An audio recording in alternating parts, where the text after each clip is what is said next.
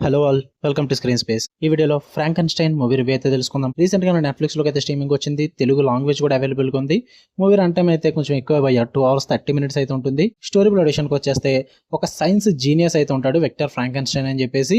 అతను చనిపోయిన వ్యక్తుల శరీర భాగాలతో ఒక కొత్త జీవాన్ని అయితే సృష్టిస్తాడు భయ్య. కానీ ఆ జీవాన్ని సృష్టించిన తర్వాత కొన్ని ప్రాబ్లమ్స్ అయితే ఫేస్ చేస్తారు. అసలు ఆ జీవాన్ని ఎలా సృష్టించాడు, అసలు ఏం జరిగింది, వీటంటి చుట్టూ నడిచే స్టోరీ ఫ్రాంకెన్‌స్టైన్. ఇక ఫుల్ వీడియోలోకి వెళ్ళిపోయే ముందు వీడియోని లైక్ చేయండి అండ్ రివ్యూని కూడా చివరి వరకు చూడండి. అండ్ మీరు కనుక ఛానల్ కి కొత్తగా వచ్చుంటే ఛానల్లో ఉన్న కాంటెంట్ ఒకసారి చెక్ చేయండి భయ్య. నచ్చితే పక్కా సబ్స్క్రైబ్ చేసుకోండి. అండ్ వీడియో కింద డిస్క్రిప్షన్ లో ఇన్స్టాగ్రామ్ లింక్ అయితే ఉంటుంది. Movie updates and channel updates కోసం పక్కా ఫాలో కొట్టండి. ఇక ఈ మూవీ విషయానికి వచ్చేస్తే ఫస్ట్ థింగ్స్ ఫస్ట్, నాకైతే ఇట్ వాజ్ ఓకే భయ్య, నాకైతే నచ్చింది. బట్ మీకు ఓపిక ఎక్కువ అనుకుంటేనే చూడండి, లేదంటే ఇబ్బంది పడతారు. ఎందుకంటే రన్ టైం చాలా ఎక్కువ మూవీ. పాజిటివ్ విషయానికి వచ్చేస్తే విజువల్ పరంగా టచ్ అయితే అదిరిపోయిందని చెప్తా. చాలా బాగుంటుంది. మెయిన్ గా గోతిక్ హారర్ అట్మాస్ఫియర్ అయితే చాలా ఇంపాక్ట్ఫుల్ గా క్రియేట్ చేశారు. అదంతా కూడా మీకు కనెక్ట్ అవుతుంది, అట్మాస్ఫియర్ సెటప్ ఇదంతా కూడా. అండ్ మెయిన్ గా ఎమోషన్ అండ్ మాన్స్టరస్ లుక్, ఈ రెండింటిని మిక్స్ చేసి ఒక కాంబో అయితే క్రియేట్ చేశారు. కొంచెం డిఫరెంట్ గా ఉంటుంది అదంతా కూడా.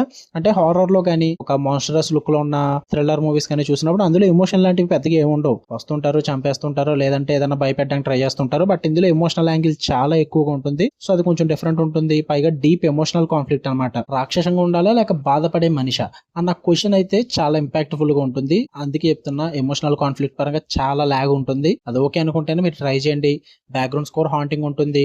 విజువల్స్, సెట్ డిజైన్స్, కాస్ట్యూమ్స్ ఇవన్నీ కూడా చాలా బాగా అనిపించినాయి నాకైతే.